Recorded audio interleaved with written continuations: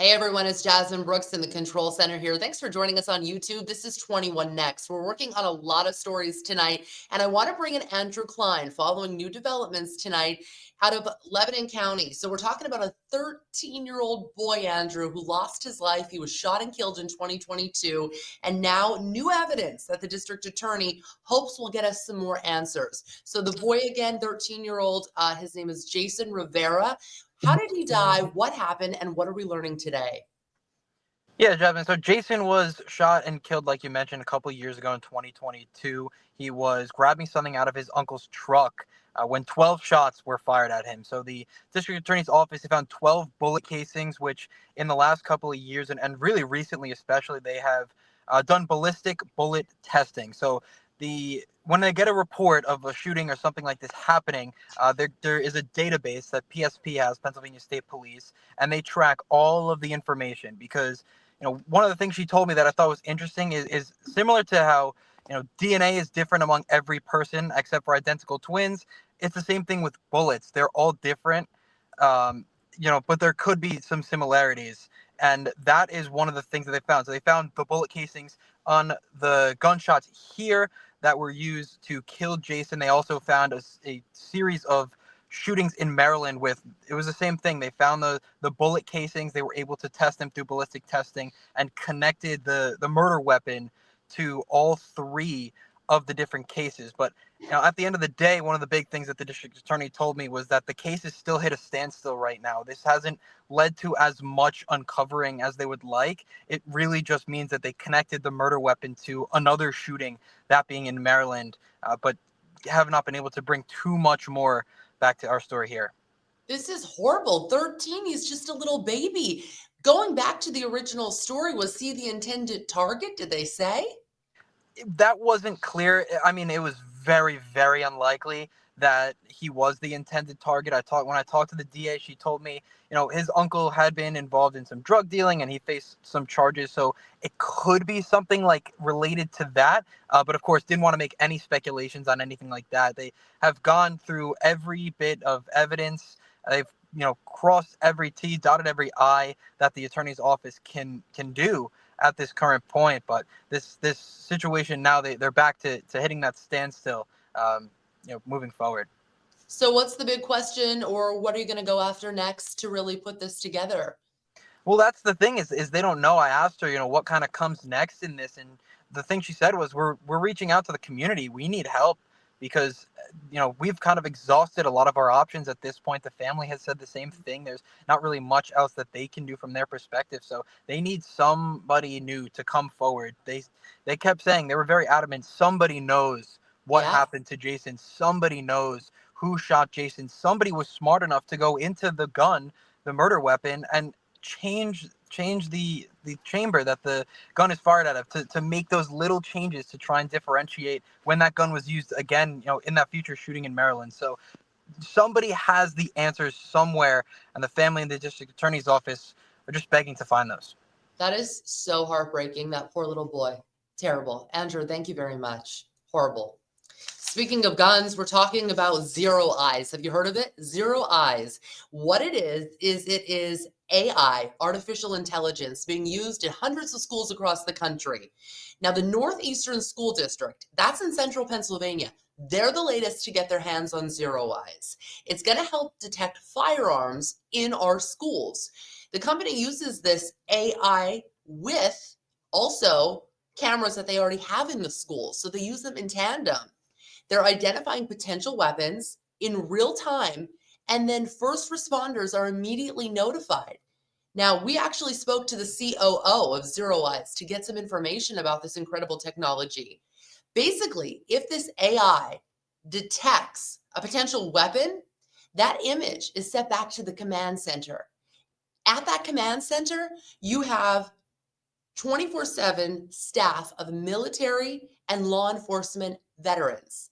They take that image, and then what they do is they determine whether it's a gun. If it is a gun, they alert the school and local law enforcement in real time. It's called Zero Eyes, guys. And the Northeastern School District has brought this on, one of hundreds across the country.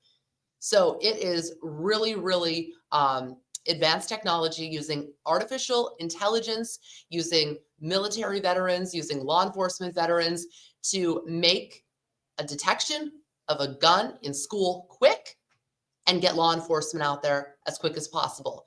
You can't do it alone. You need the school cameras, which are already in the schools, but together, it's a big deal. The software is being used again all across the country, and he thanks the COO, thanks the detection work they do to dozens of arrests already made. It's called Zero Eyes. All right, we have a big fire, a deadly fire in Harrisburg I want to bring to you, talk about now. It was at a homeless encampment this morning, all caught on camera. Unfortunately, you can see that the flames are big and someone was burned so badly. City officials have told us they died. The fire chief calls it, quote, one of the top 5 worst fire victims he's ever seen, as the burns were reportedly down to the bone. I want to bring in Tom Russell on this one because, although we don't know exactly if he was trying to stay warm or cook, we know this stuff is happening out there, especially with these cold temperatures, Tom. The man was staying at the homeless encampment, and, this is a bad one. This is really bad. Yeah, and the experience we've had this week, how cold it is, and we know it's going to be even colder next week, Jasmine. People do desperate things just to stay warm. In this case, a sterno, one of those little heaters you put under like a catering tray. We think that's they think that's what started this one. But people are careless with space heaters. You might have that near a drape or something, and then you fall asleep and you're taking a nap, and next thing you know, you got a fire. So we really have to be careful with these frigid temperatures about how we're getting some heat. We've done stories in the past where people keep their oven open, for example, to heat the whole house. Not a good idea. So please be careful as it gets colder. And just to put this into perspective, this homeless encampment is down on Front Street near PennDOT. Also, we do know, some graphic details. This man was pulled out while on fire. He was in that tent. Yeah. But you're a little familiar with that location if you want to just share exactly where that is. So that's that kind of between the bridge and the PennDOT building there. And people don't realize there's upwards of 300 people living in that homeless encampment. So it's a well-established, place for them. And once you get a little fire going, it can quickly get out of hand. But fortunately, the fire folks were on top of this. But unfortunately, you saw the one victim there. So you got to be really, really careful. And we got to do all we can to help our neighbors. But just to hear the fire chief say that it's one of the top 5 worst burn victims he's ever seen speaks volumes. Oh, yeah, that's just awful. Awful. All right, Tom, fill us in on the weather. Well, did you see today? A little snow action. It was kind of an interesting snow. Not much, but enough to make things a little slippery in spots. Well, the roadways stayed mainly just wet. You had to brush it off your car, and it just added to another snow day. I went back and looked, Jasmine. We had snow on this day last year, more snow. So we're just in that time of year when the snow is possible. So a couple things coming up as we take a look at the weekend. First of all, warm up. This is amazing. 38 tomorrow, 40 on Saturday, and a little rain snow mix on Saturday, but with temperatures that mild, we'll only see the roads be wet. The one we're watching is for Sunday evening. So Philadelphia, the Eagles play Sunday afternoon at 3 o'clock. I think there's going to be some snow in Philly by the second half of that game, and I think we're going to get into maybe a 2 or 3 inch snowfall for Sunday evening. That wouldn't happen until probably after 5 on Sunday night. But then it gets brutally cold, as you mentioned, next week. I mean, really cold stuff. Maybe not out of the teens on Tuesday. So think about it. Inauguration Day. It's Martin Luther King Day on Monday. But I think the coldest day is going to be actually Tuesday at night, Jasmine. Single digits, wind chills well below 0. Do you love it? Do you enjoy that? No, I hate it. Tom, listen, I'm not a football fan. Mm-hmm. So when you're watching football and it's snowing, does that make the game more interesting? Well, they call weather the great equalizer, meaning anything can happen and it can even out both teams. So, the Saturday game is in Buffalo with the Ravens. It's going to be about 12 degrees with some light snow. But yeah, I think it makes it, especially when you're on a warm couch, makes it much more interesting. Right. All right, Tom, thanks so much. See ya. And thank you all for joining us on YouTube. This is 21 Next. Please subscribe to our channel so you can get caught up with all of your news and weather. And also, we'd love you to give us a like if you could. Thanks so much. I'm Jasmine Brooks. We'll see you soon.